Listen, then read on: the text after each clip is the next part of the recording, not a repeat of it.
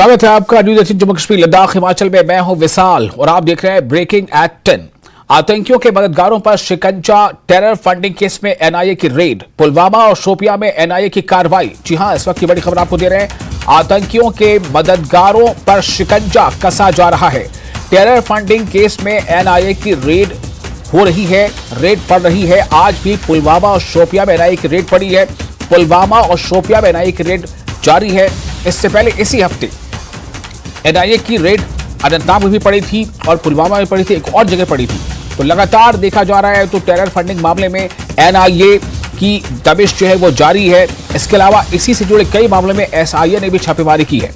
तो आज जो खबर है उसके मुताबिक आतंकियों के मददगारों पर शिकंजा कसा जा रहा है। टेरर फंडिंग केस में एनआईए की रेड, पुलवामा और शोपियां में एनआईए की कार्रवाई जारी।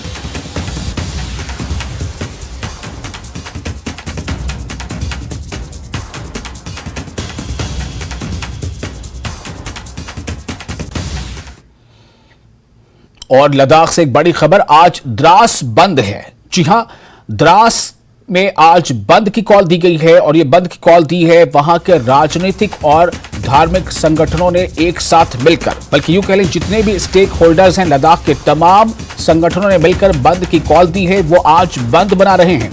दरअसल द्रास को जिले का दर्जा दिए जाने की मांग उठी है। ये लोग मांग कर रहे हैं कि द्रास को जिले का दर्जा दिया जाए। राजनीतिक और धार्मिक संगठनों ने दी है कॉल। और जैसा कि द्रास के करीब एक हाईवे है, तो हाईवे पर इस बंद का कोई असर नहीं होगा। हाईवे पर गाड़ियों के आने जाने को इससे छूट है। उसके अलावा पूरे द्रास में इन तमाम संगठनों ने, या यूं कह लें कि द्रास के लोगों ने, वहां के राजनीतिक दलों ने, वहां के धार्मिक संगठनों ने मिलकर आज बंद की कॉल दी है। और इनकी एक ही मांग है कि द्रास को जिले का दर्जा दिया जाए। हमारे साथ सीधे तौर पर जुड़ चुके हैं यहां से लाइव जिगमित, हमारे रिपोर्टर। जिगमित, इस वक्त क्या स्थिति है? बंद कितना असरदार नजर आ रहा है और क्या उम्मीद है इन तमाम लोगों को, द्रास के चाहे राजनीतिक दल हो या जो रिलीजियस ऑर्गेनाइजेशंस हों, जो लोग, जिन लोगों ने मिलकर इस बंद को कॉल किया है?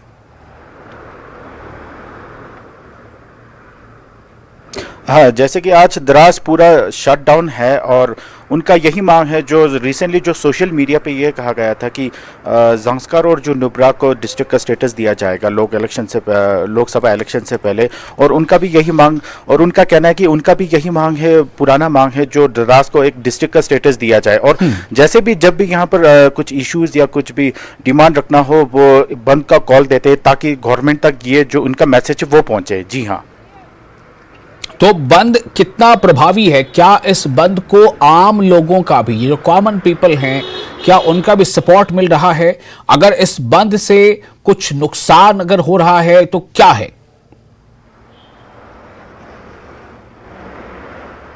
हाँ जी हाँ, जैसे कि रिलीजियस ऑर्गेनाइजेशन, पॉलिटिकल ऑर्गेनाइजेशन और विद द सपोर्ट वहाँ के जो मर्चेंट एसोसिएशन है वो आज बंद का कॉल दे रहे हैं। और साथ ही साथ आपको ये बताता चलूँ कि वहाँ से द्रास का जो सोनामर्ग से लोग आते हैं, द्रास में आके जो सुबह या दोपहर को रिफ्रेशमेंट करते हैं, उसका प्रभावित पड़ेगा। लोगों को वहाँ पर रिफ्रेशमेंट खाने की अभी जो आज का है वो सुविधा नहीं मिलेगी। बाकी वहाँ पर जो वेहिकुलर मूवमेंट है वो चलती रहेगी। जी जी, जिगमित, एक और सवाल है मेरा, वो ये कि आज बंद के दौरान क्या जो एजुकेशनल इंस्टीट्यूशंस हैं और जो मार्केट्स तो बंद हो गई जैसा आपने पहले ही बताया, तो क्या एजुकेशन इंस्टीट्यूशंस पे भी बंद बनाया जा रहा है? क्या स्कूल या कॉलेज जो है वो बंद है? और इस बंद के बीच क्या कोई अनटूवर्ड इंसिडेंट कहीं पर कोई देखने सुनने को मिली है? एजुकेशन और जो एजुकेशनल इंस्टीट्यूशन वो आज बंद रही। जी जिगमित, बहुत शुक्रिया आपका तमाम जानकारी के लिए। तो जिगमित, हमारे रिपोर्टर हमें बता रहे थे कि द्रास में आज बंद बनाया जा रहा है और जितने भी पॉलिटिकल और रिलीजियस ऑर्गेनाइजेशंस हैं ये सब इकट्ठा होकर इन्होंने पहले तो एक प्रेस कॉन्फ्रेंस किया था, उसके बाद आज उन्होंने बंद की कॉल दी थी सुबह 6 बजे से शाम 7 बजे तक। और इस बंद को ये इसलिए ऑब्जर्व कर रहे हैं क्योंकि इन्हें लगता है कि इस बंद से कहीं ना कहीं एक दबाव पड़ेगा और इनकी मांग जो है वो हाईलाइट होगी, उस पर उसके लिए कुछ फेवरेबल माहौल बनेगा। ये मांग कर रहे हैं कि द्रास को जिले का दर्जा दिया जाए। आगे बढ़ते हैं। श्री अमरनाथ जी यात्रा 2023 यात्रियों का 11वां जत्था जम्मू से रवाना हुआ है। जम्मू यात्री निवास से कश्मीर के लिए जत्था रवाना। जत्थे में कुल 9,231 यात्री शामिल हैं। और ये तमाम 9,231 यात्री 3,206 यात्री इनमें से बालतल के रास्ते से रवाना हुए हैं, जबकि 6,035 यात्री पहलगाम मार्ग से रवाना हुए हैं। तो जो कुल आज जो संख्या है वो है 9,231 यात्रियों की, जो आज जम्मू यात्री निवास से कश्मीर के लिए रवाना हुए हैं और उन्हें जाना है दरअसल बाबा बर्फानी के दर्शन के लिए। तो ये जत्था कुल 9,231 यात्रियों का है, जिनमें से 3,206 यात्री बालतल के रास्ते से रवाना हुए हैं और 6,035 यात्री पहलगाम मार्ग से रवाना हुए हैं।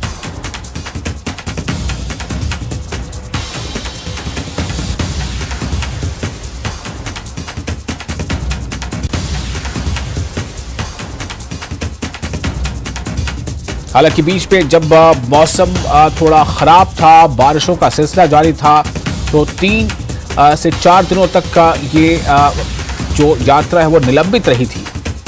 लेकिन अब चूंकि बारिश थम चुकी है, तो इस निलंबन के बाद अब फिर से इस यात्रा को बहाल कर दिया गया है और आज कुल 9,000 से ज़्यादा यात्री जो है वो जम्मू से श्रीनगर की तरफ रवाना हो चुके हैं और ये 2 अलग अलग मार्ग से जाएंगे। एक बालतल के मार्ग से जाना है इन्हें और दूसरी तरफ ये जो जत्था है उसमें ये 11वां जत्था है कुल, जिसमें से एक का पहला जत्था जो है वो इन 2 में से एक जत्था जो 3,206 यात्रियों का है वो बालतल के रास्ते रवाना होंगे और दूसरा जो जत्था है वो 6,035 यात्री का वो पहलगाम मार्ग से जाएंगे।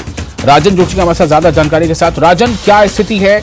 जत्था रवाना हो गया है, 11वां जत्था था और जैसा इससे पहले आप बता रहे थे कि एक तरफ तो जत्था जो है श्रीनगर की तरफ कूच कर रहा है, दूसरी तरफ नए लोग भी आते चले जा रहे हैं।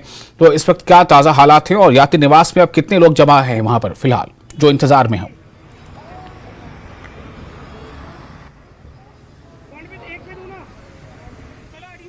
हेलो हेलो हेलो राजन, आपको मेरी आवाज मिल रही है?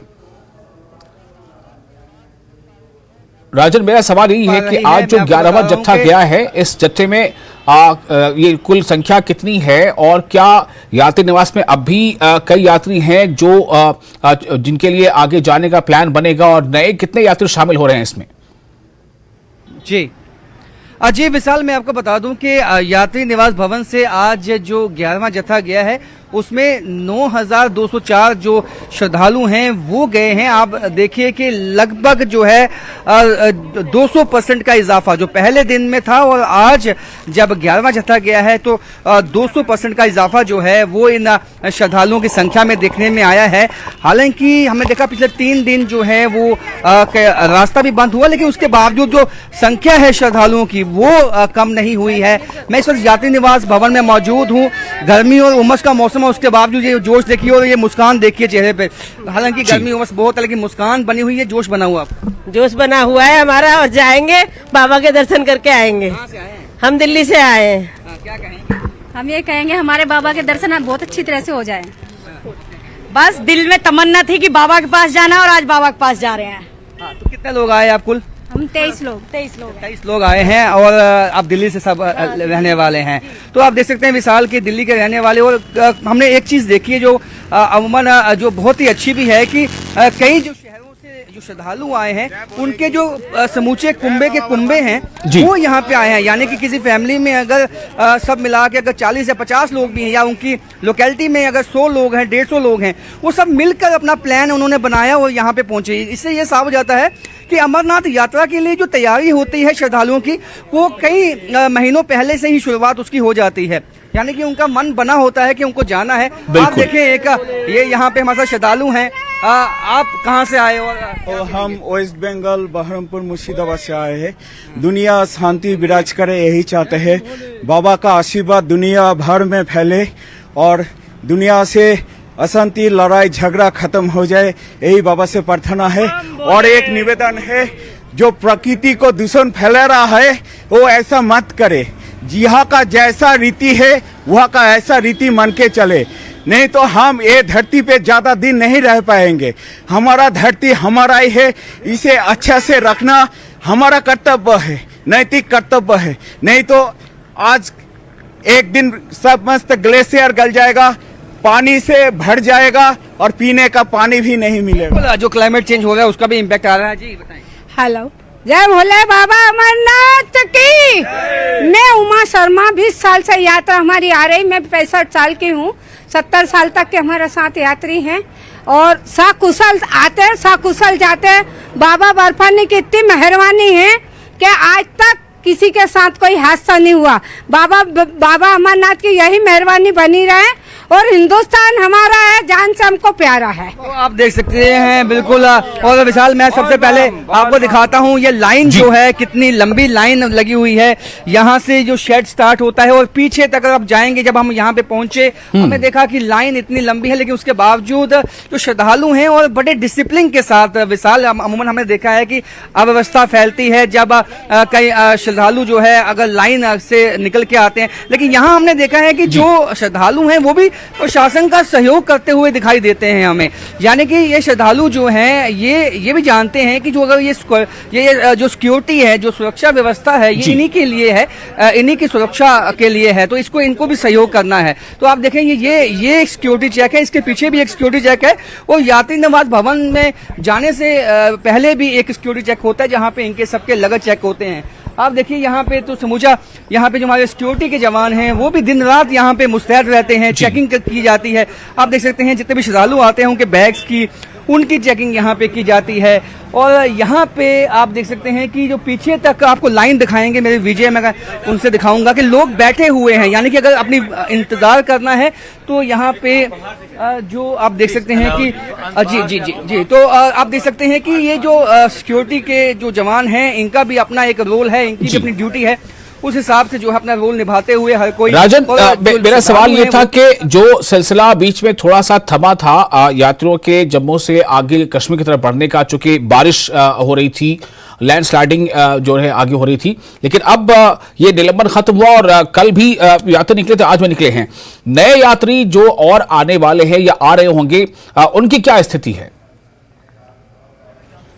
मैं आपको वही विशाल बता दूं कि यहाँ पे जो हमारी प्रशासन से भी बात हो रही है, उनका कहना है कि जो श्रद्धालुओं की संख्या में यकायक काफी इजाफा देखने को मिला है। यानी कि जो श्रद्धालुओं का जोश पहले दिन था वो आज भी बना हुआ है। हालांकि 3 दिन हमने आपको बताया था जब यात्रा बंद भी हुई थी, उसके बावजूद कोई वापस नहीं गया था। किसी ने अपनी ट्रेन की टिकट जो वापसी की थी वो कैंसिल करवा के वेट किया और जब रास्ता खुला दर्शन किए। यानी कि मनोबल बड़ा पक्का जो करके यहाँ पे श्रद्धालु आते हैं, इनके मनोबल पे कोई भी इसका असर जो है वो दिखाई नहीं दिया। और आज भी हम देख सकते हैं कि श्रद्धालुओं के जो उस मनोबल पे कोई असर नहीं। हालांकि आप कहाँ से आए? सर, हम एमपी इंदौर से हैं। हमें आज से 8 दिन पहले पता चला था कि यात्रा रोक दी गई है, लेकिन हमें इतना उमंग थी कि हमको आज की तारीख में यात्रा पर जाना है।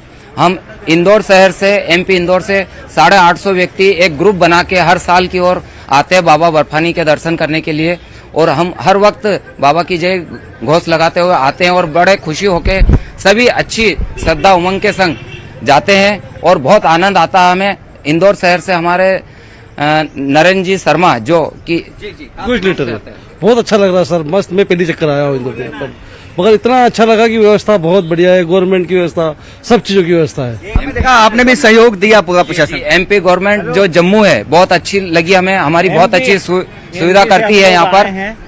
एमपी से हम लोग आए हैं और नरेंद्र शर्मा जी के साथ में आए और 10 साल 12 साल हो गए हमको एक साथ आते आते, और यहाँ की व्यवस्था से हमें कोई परहेज नहीं है। जो परेशानी होती है वो तो होती है और वो हमारी सुरक्षा के लिए ही है। इसके लिए जम्मू कश्मीर को और सेना को और आप सब पत्रकारिताओं को धन्यवाद। तो आप देख सकते हैं विशाल की सबको इनका धन्यवाद है और इनका कहना है कि जो व्यवस्था हमने यहाँ पे देखी, हालांकि जो सिक्योरिटी है वो इन्हीं लोगों के लिए है, ये लोग ये बात समझते हैं।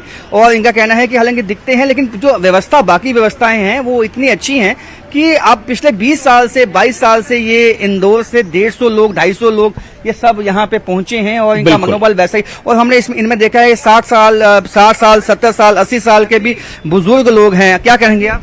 देखिए, जम्मू गवर्नमेंट की जो व्यवस्था है और आर्मी की जो व्यवस्था है, बेहतरीन व्यवस्था है।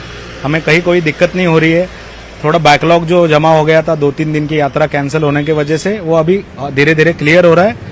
हमें पूरा सहयोग मिल रहा है और यात्रा एकदम सुखद रहेगी, इतना हमको आत्मविश्वास है।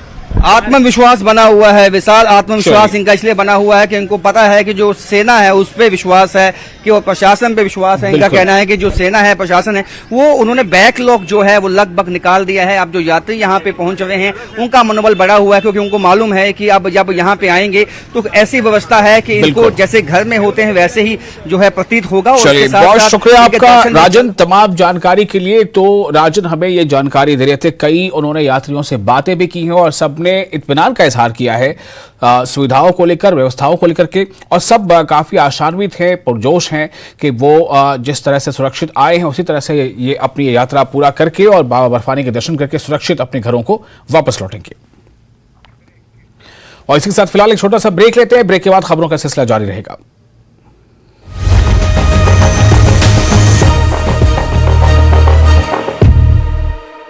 News network, news 18। मंदिर की संपत्ति पर भू माफिया ने कब्जा कर लिया था।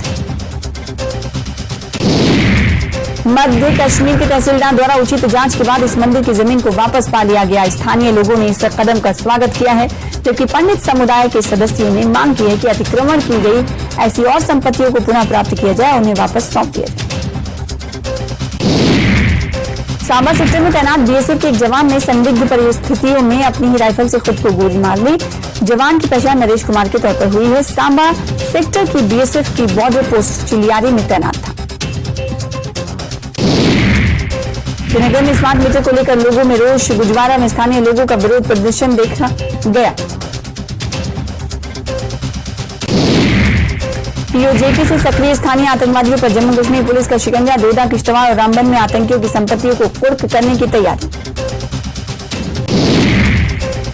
श्री अमरनाथ जी यात्रियों की काफी अच्छी संख्या देखने को मिल रही। पवित्र शिवलिंगम के दर्शन कर जम्मू लौट रहे तीर्थयात्री सरकार की ओर से की गई व्यवस्था से संतुष्ट नजर आ रहे हैं। प्रशासन के साथ साथ सुरक्षाकर्मी भी उन्हें हर तरह की सहायता मुहैया करा रहे हैं।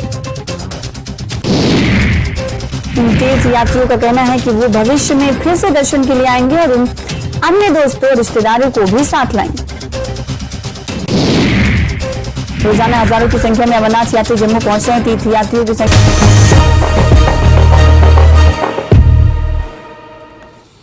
ब्रेक के बाद एक बार फिर आपका स्वागत है न्यूज 18 जो कि आप देख रहे हैं ब्रेकिंग एट 10। फ्रांस दौरे पर रवाना हुए पीएम मोदी शाम 4 बजे पहुंचेंगे पेरिस। जी हां, पीएम मोदी फ्रांस दौरे के लिए रवाना हो चुके हैं। आज शाम 4 बजे वो पेरिस पहुंचेंगे। फ्रांस में परेड में शामिल होंगे। पीएम बासिल डे परेड में होंगे चीफ गेस्ट।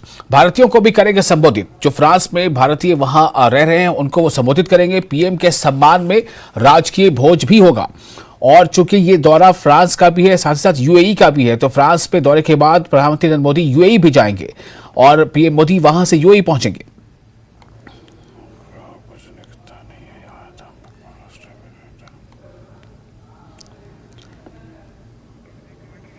तो विदेश यात्रा पर प्रधानमंत्री नरेंद्र मोदी निकल चुके हैं। विदेश यात्रा पर रवाना हुए पीएम मोदी। फ्रांस और यूएई का ये दौरा है और ये दौरा 13 और 14 जुलाई तक फ्रांस के दौरे पर रहेंगे प्रधानमंत्री नरेंद्र मोदी। और 14 जुलाई को बासिल डे परेड में वो शामिल होंगे। फ्रांस के बासिल डे परेड में पीएम मोदी के सम्मान में राजकीय भोज भी होगा।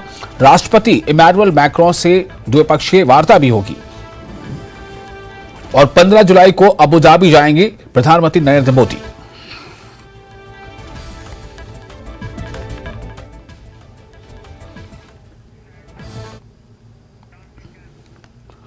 और इस वक्त एक खबर बारामूला से नशा तस्कर गिरफ्तार किया गया है। बारामूला से खबर यह है कि बारामूला में एक नशा तस्कर गिरफ्तार किया गया है और यह गिरफ्तारी नाका चेकिंग के दौरान हुई है। गिरफ्तारी जो है काफी अहम इसलिए मानी जा रही है कि जम्मू कश्मीर पुलिस की लगातार ये मुहिम चल रही है जो ड्रग पेडलर्स हैं उनके खिलाफ और जो ड्रग के इस पूरे कारोबार से जुड़े हैं उनके खिलाफ। तो नाका चेकिंग के दौरान हुई गिरफ्तारी। प्रतिबंधित पदार्थ भी बरामद किया गया उस शख्स के पास से जिसकी गिरफ्तारी हुई है। तो बारामूला से यह खबर है। बारामूला में एक नशा तस्कर को पुलिस ने गिरफ्तार किया गया और यह गिरफ्तारी नाका चेकिंग के दौरान अमल में आई है। गिरफ्तार शख्स के पास से प्रतिबंधित पदार्थ भी बरामद की गई है।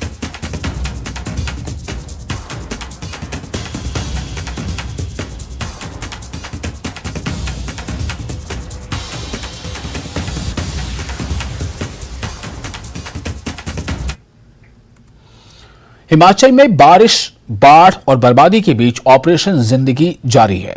लेकिन 50 साल बाद बर्बादी की इस बारिश से हिमाचल में अब तक 88 लोगों की मौत हो चुकी है। 100 के करीब लोग घायल हुए हैं।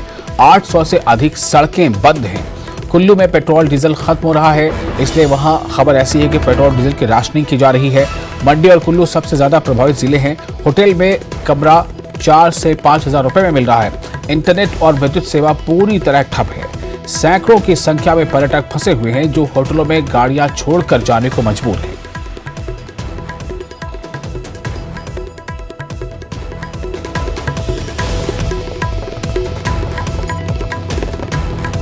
तो हिमाचल प्रदेश में लगातार स्थितियां जो है वो बद से बदतर हो रही है। हालांकि थोड़ी राहत इसलिए है कि पिछले कुछ समय से बारिश अभी नहीं हुई है, और लेकिन ये भी जो मौसम विभाग ने अनुमान लगाया है कि 48 घंटों के लिए ही ये राहत है, और 48 घंटों के बाद फिर से बारिश और ज्यादा बारिश का अनुमान लगाया जा रहा है। तो ऐसे में ये जो समय है, इसमें जिस तरह से रेस्टोरेशन या जो रेस्क्यू का जो काम है वो लगातार जारी है।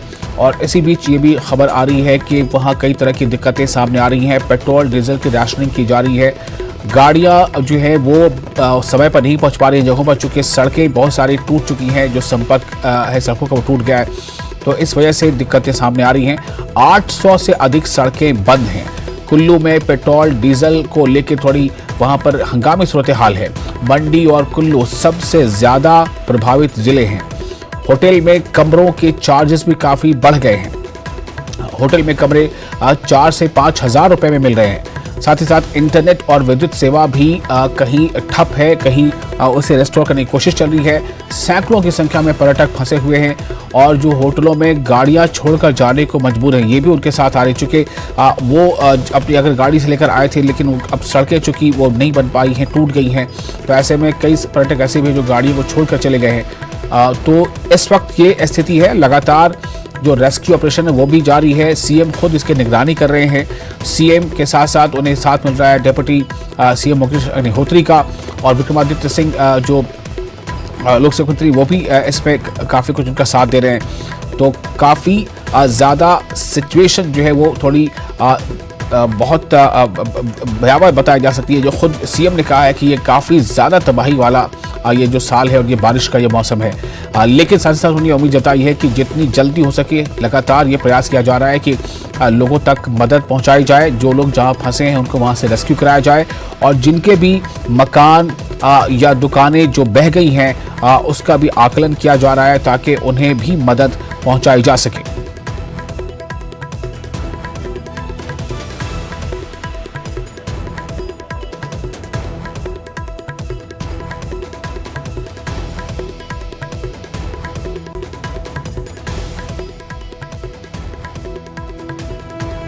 और वहीं सीएम सुक्खू ने एक वीडियो शेयर करते हुए लिखा है कि मंत्री जगत सिंह नेगी और मुख्य संसदीय सचिव यानी सीपीएस संजय अवस्थी पिछले 18 घंटों से बर्फ से ढकी सड़कों को साफ करने का निरीक्षण करने के बाद चंद्रताल पहुंच चुके हैं। मंत्री नेगी ने अभी मुझसे सैटेलाइट फोन पर बात भी की है। चंद्रताल में फंसे लोगों को बचाने का अभियान जल्द शुरू होगा, ऐसा ट्वीट करके ये जानकारी दी है खुद सीएम सुखविंदर सिंह सुक्खू ने। उन्होंने अपने ट्वीट पर लिखा है कि मुख्य संसदीय सचिव जो है यानी सीपीएस संजय अवस्थी पिछले 18 घंटों से बर्फ से ढकी सड़कों को साफ करने का निरीक्षण करने के बाद चंद्रताल पहुंचे हैं। मंत्री नेगी ने अभी मुझसे सैटेलाइट फोन पर बात की है, यह सीएम ने अपने ट्वीट पर लिखा है। चंद्रताल में फंसे लोगों को बचाने का अभियान जल्द शुरू होगा। जैसा कि आपको पता है, चंद्रताल तकरीबन जो है वो 40 किलोमीटर के आसपास ऐसी दूरी है जहां पर वो लगातार तमाम सड़कें जो 3 से 4 फुट मोटी बर्फ की परतें इसमें जम चुकी हैं और गाड़ियों का आना जाना मुश्किल है। कल तक की खबर थी कि करीब 14 किलोमीटर तक की सड़क को साफ किया जा चुका था। उसके बाद भी करीब 25 के आसपास किलोमीटर जो सड़कें हैं, सड़क की दूरी है, उसे साफ करना बाकी था। तो आज उम्मीद की जा रही है कि वो काम पूरा हो जाएगा और आज से उन तमाम लोगों का रेस्क्यू भी हो सकता है चंद्रताल से, जो तकरीबन 290 से ज़्यादा लोग अभी वहाँ फंसे हुए हैं।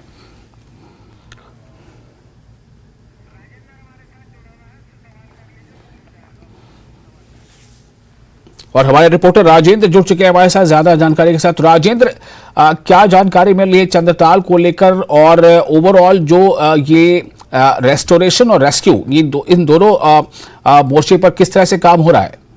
विशाल बिल्कुल, और अभी तक की अगर हम बात करें तो सड़क मार्ग खोल दिया गया है चंद्रताल के लिए और कैबिनेट मंत्री वहां पहुंच गए हैं सड़क मार्ग के माध्यम से।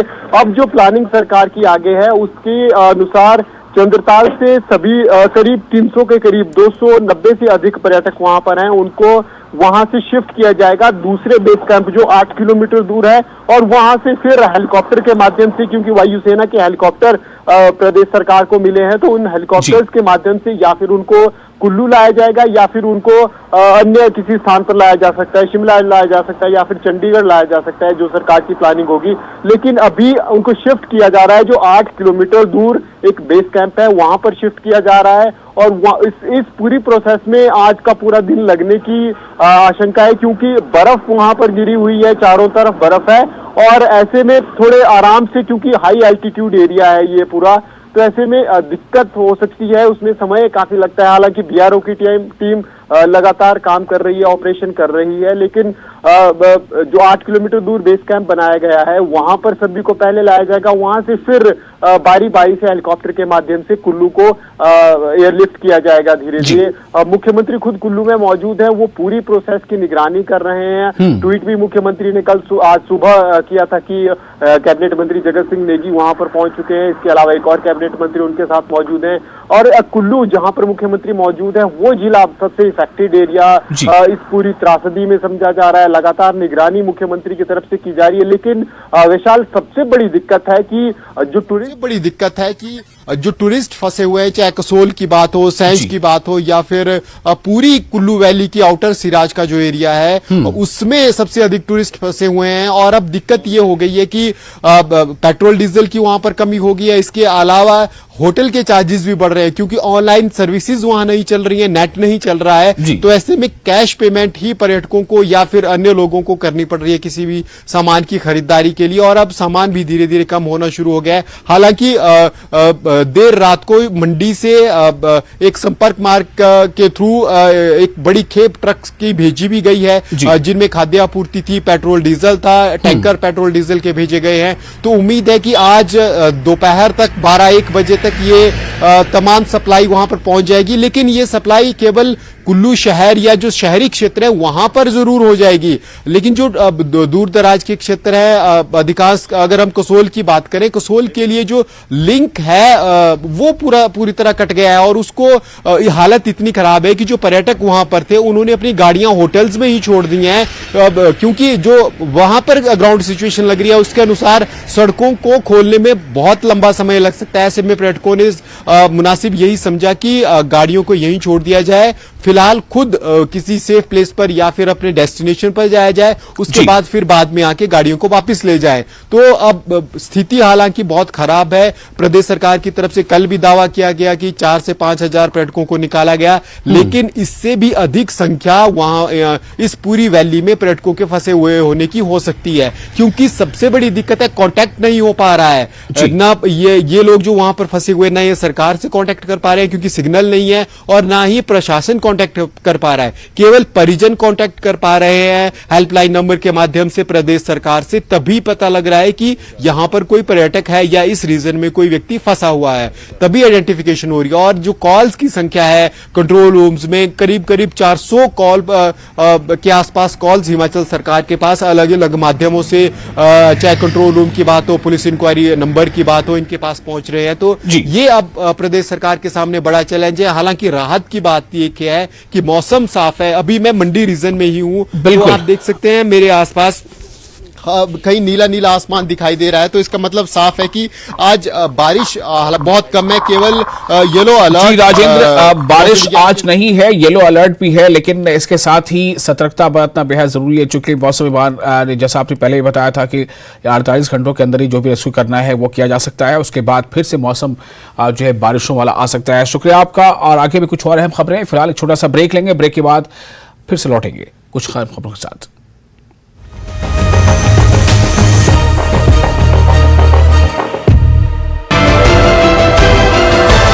जम्मू शहर में व्यापार तेजी से बढ़ रहा है। जम्मू पहुंचने के बाद तीर्थयात्री जम्मू शहर में निजी होटलों और लॉज का विकल्प चुनते हैं। इससे शहर में होटल और लॉज से जुड़े लोगों की संख्या 7% तक उनके कारोबार में वृद्धि हुई। कई श्रद्धालु बालकों में पहलगाम में अमरनाथ यात्रा के आधार शिविरों तक पहुंचने के लिए वाहन किराए पर लेना पसंद करते हैं। ऐसे में परिवहन व्यवसाय को भी अच्छी खासी सुविधा मिल रही है। टैक्सी ऑपरेटरों का कहना है कि यात्रा के दिनों में बढ़ोतरी से टैक्सी ऑपरेटर्स को अच्छा कारोबार करने में मदद मिल रही है। हिमाचल में 3 दिन के भीतर दूसरी बार आया भूकंप। लाहौल स्पीति में जमीन के 5 किलोमीटर अंदर रहा भूकंप का केंद्र। रिक्टर स्केल पर 3.7 मापी गई तीव्रता। सीएम सुक्खू का 5 दिवसीय हमीरपुर दौरा। नादौन में मिनी सचिवालय का किया शुभारंभ। 12 करोड़ की लागत से तैयार हुआ मिनी सचिवालय। सीएम सुक्खू ने सुनी जन समस्याएं। अधिकतर जन समस्याओं का मौके पर ही निपटारा।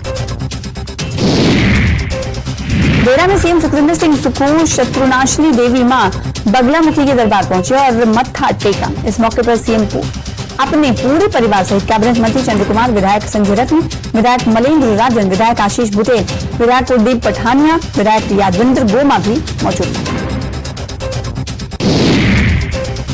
ऊना के हरोली में डिप्टी सीएम मुकेश अग्निहोत्री ने बारिश से हुए नुकसान का जायजा लिया। अपने क्षेत्र में बारिश का पानी घरों, दुकानों में घुसने और बारिश से नुकसान की सूचना मिलते ही डिप्टी सीएम शिमला से रवाना हो गए। इस दौरान उन्होंने शिमला में अपने सभी कार्यक्रम को भी रद्द कर दिया।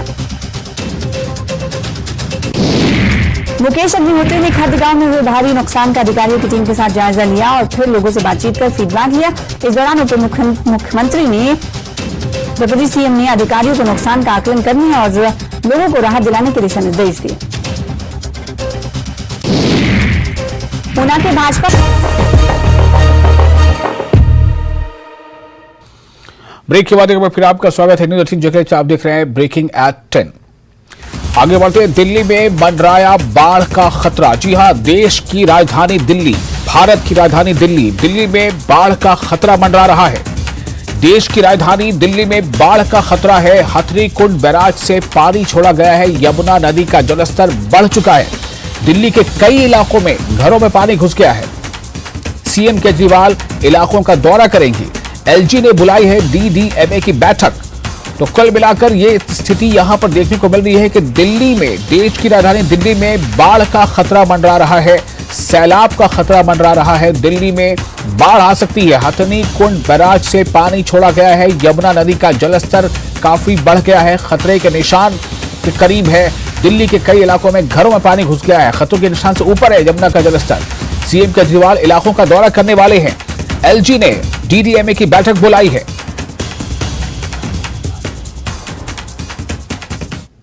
में अगर बात करें तो चारों तरफ जिस तरह यमुना में पानी का जलस्तर बढ़ रहा है और उसी जलस्तर के बढ़ने से तमाम जो फिलहाल गरीब लोग हैं, जो फिलहाल रहते हैं, उनके रहने की प्रक्रिया पर और साथ ही साथ जीवन यापन करने की प्रक्रिया पर एक बड़ा संकट आ गया है। मैं इस समय आपको दिखाऊं, यमुना खादर में हूं और आप देखिए कि ये फिलहाल सज्जन हैं जो अपना अब सामान व्यवस्थित कर रहे हैं। वजह यह है कि देखिए ये इनकी फिलहाल झोपड़ी थी जो डूब गई है इस पूरे यमुना के जलस्तर बढ़ने की वजह से। आप देख सकते हैं ये फिलहाल इनका जो रहने का स्थान था, जो एक झोपड़ी थी, वो फिलहाल डूब गई है। लेकिन लगातार रात से जो यमुना का जलस्तर है वो बढ़ रहा है और जिस तरह यमुना का जलस्तर बढ़ रहा है उससे लोगों के जीवन पर बहुत बड़ा असर पड़ा है। वजह यह भी है कि लगातार पानी बढ़ने की वजह से जो फिलहाल आवागमन है इन लोगों का वो रुक गया है। इसीलिए तमाम जो ये लोग हैं ये अपना सामान, जो जरूरी सामान है, उसको व्यवस्थित करने में लगे हुए हैं। लेकिन एक बड़ा सवाल ये है कि राहत शिविर फिलहाल दिल्ली सरकार की तरफ से बना तो दिए गए हैं, लेकिन कुछ ऐसी जगह है जहां पर अभी ना तो राहत शिविर की कोई व्यवस्था हो पाई है और ना ही इनके खाने और पीने की कोई व्यवस्था हो पाई है। देखिए, साफ तौर से फिलहाल ये अभी ऊपर का जगह है जहां पर ये तमाम लोग फिलहाल शिफ्ट हो गए हैं, लेकिन वजह यह है कि अभी यहां पर किसी भी प्रकार से कोई भी राहत नहीं मिल पा रहा है। ऐसे में एक बड़ा सवाल इन लोगों के लिए ये भी है कि परसों से इंतजार किया जा रहा है, जो उनके पास राशन बचा हुआ है उसी राशन और पानी को ये अभी फिलहाल पी रहे हैं। लेकिन कहीं ना कहीं सरकार से ये गुहार भी लगा रहे हैं ताकि इन्हें समय रहते जो राहत शिविर की तमाम सामग्रियां हैं, चाहे वो खाने के सामान हो, दूध हो, क्योंकि बच्चे हैं, बुजुर्ग हैं, उनको समय से राहत शिविर में जो तमाम सुविधाएं दी जाती हैं वो फिलहाल इनको भी प्रदान की जाए। कैमरामैन मनमोहन के साथ सुशील पांडे, न्यूज़ 18 दिल्ली। और यमुना के जलस्तर बढ़ने के बाद ट्रैफिक जाम, दिल्ली ट्रैफिक का पुलिस के द्वारा एडवाइजरी जारी, कुछ रास्तों को कर दिया गया है बंद। NH 24 पर लंबी गाड़ियों की कतार लग गई है, लगभग 1 किलोमीटर से भी ज्यादा दूर तक गाड़ियों की लंबी कतार देखी जा रही है। ट्रैफिक डायवर्जन के वजह से भारी ट्रैफक का जो है उत्तर पूर्वी दिल्ली में शास्त्री पार्क, खजूरी पोस्ता रोड और खजूरी खास चौक पर भी भारी ट्रैफिक जाम लगा हुआ है। तो ये स्थिति है दिल्ली के ये हालात हैं। दिल्ली जो देश की राजधानी है, दिल्ली जो भारत की राजधानी है, वहां पर हालात ये हैं कि बारिश की वजह से यमुना में पानी का जो स्तर है, जो जल का लेवल है पानी का, उसके खतरनाक लेवल पर जाने के बाद अब वहां पर बाढ़ का खतरा मंडरा रहा है। यमुना के जलस्तर बढ़ने के बाद ट्रैफिक की आप सूरत हाल देखिए, कई सड़कों को बंद किया गया है, ट्रैफिक जाम लग गया है। दिल्ली ट्रैफिक पुलिस के द्वारा एडवाइजरी भी जारी कर दी गई है, कुछ रास्तों को बंद कर दिया गया है। बाढ़ के हालात से निपटने के लिए कुछ रास्तों को बंद कर दिया गया है। NH 24 पर लंबी कतार गाड़ियों की देखी जा सकती है, 1 किलोमीटर से भी ज्यादा दूर तक गाड़ियों की कतारें नजर आ रही हैं। ट्रैफिक डायवर्जन के वजह से भी भारी ट्रैफिक है सड़कों पर। उत्तर पूर्वी दिल्ली में शास्त्री पार्क, खजूरी पोस्ता रोड और खजूरी खास चौक पर भारी ट्रैफिक जाम देखा जा रहा है। राजधानी दिल्ली में जिस तरह यमुना का जलस्तर बढ़ा है और उसके बाद दिल्ली की ट्रैफिक पुलिस ने कुछ रास्तों को बंद कर दिया है, जो फिलहाल कश्मीरी गेट या फिर वेस्ट दिल्ली की तरफ जाते थे, जिसका असर अब राजधानी की सड़कों पर देखने को मिल रहा है। ये फिलहाल NH 24 है, लेकिन आप तस्वीरों में देख सकते हैं कि किस तरह NH 24 पर लंबा गाड़ियों का काफिला देखने को मिल रहा है। फिलहाल वजह है कि जिस तरह दिल्ली पुलिस की ट्रैफिक की तरफ से एक एडवाइजरी जारी की गई और ये कहा गया है कि रास्ता बंद कर दिया गया है, उसके बाद से सड़कों पर लंबी गाड़ियों की कतार देखने को मिल रही है और यह कतार लगभग 2 किलोमीटर के आसपास है, जहां पर गाड़ियों का मूवमेंट देखा जा रहा है। हालांकि इस पूरे मामले को लेकर दिल्ली की ट्रैफिक पुलिस के द्वारा फिलहाल इस ट्रैफिक को कंट्रोल करने की कोशिश की जा रही है, लेकिन चूंकि ये ऑफिस का समय है और इसलिए ट्रैफिक डायवर्जन की वजह से तमाम लोगों को परेशानियों का सामना करना पड़ रहा है। हम इस समय NH 24 पर खड़े हुए हैं, जहां पर सीधे ये रास्ता ITO सराय खालेखा और फरीदाबाद की तरफ जाता है, लेकिन चूंकि लंबी गाड़ियों की कतार होने की वजह से तमाम लोगों को परेशानियों का सामना करना पड़ रहा है। ये फिलहाल जो ट्रैफिक है वो वजह ये है कि राजधानी दिल्ली में यमुना का जलस्तर बढ़ गया है, जिसकी वजह से कुछ रास्ते एहतियातन बंद कर दिए गए हैं। दिल्ली पुलिस की तरफ से एडवाइजरी जारी करके ये जानकारी दी गई है कि एहतियातन जो लोग हैं वो उन रास्तों पर ना जाएं जहां पर पानी सड़कों पर आ गया है और इसका असर अब राजधानी दिल्ली की सड़कों पर देखने को मिल रहा है और वजह है कि गाड़ियों की लंबी कतार फिलहाल लग गई है, जिसकी वजह से आम जनता को काफी परेशानियों का सामना करना पड़ रहा है। कैमरामैन मनमोहन के साथ सुशील पांडे, न्यूज़ 18 दिल्ली।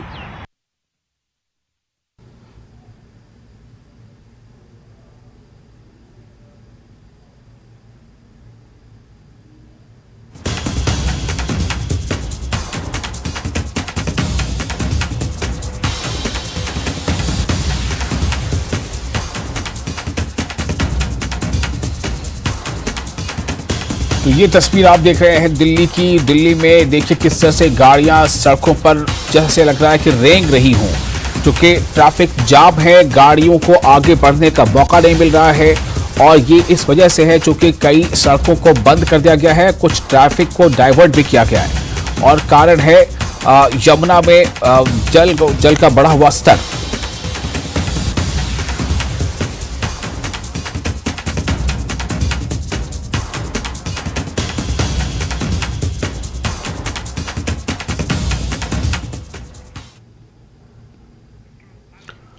चंद्रयान 3 के लिए काउंटडाउन आज से शुरू है। इसरो वैज्ञानिकों की टीम ने की पूजा। तिरुपति वेंकटचलपति मंदिर पहुंची टीम। दोपहर शुरू होगा काउंटडाउन। चंद्रयान 3 को कल किया जाएगा लॉन्च। सतीश धवन अंतरिक्ष केंद्र श्रीहरिकोटा से होगी लॉन्चिंग। चंद्रयान 3 के लिए काउंटडाउन आज से होना है। इसरो वैज्ञानिकों की टीम ने पूजा अर्चना की है। तिरुपति वेंकटचलपति मंदिर में ये टीम पहुंची और वहां उन्होंने पूजा की। दोपहर पे आज शुरू होगा काउंटडाउन। चंद्रयान 3 को कल लॉन्च किया जाना है। सतीश धवन अंतरिक्ष केंद्र श्रीहरिकोटा से होगी लॉन्चिंग।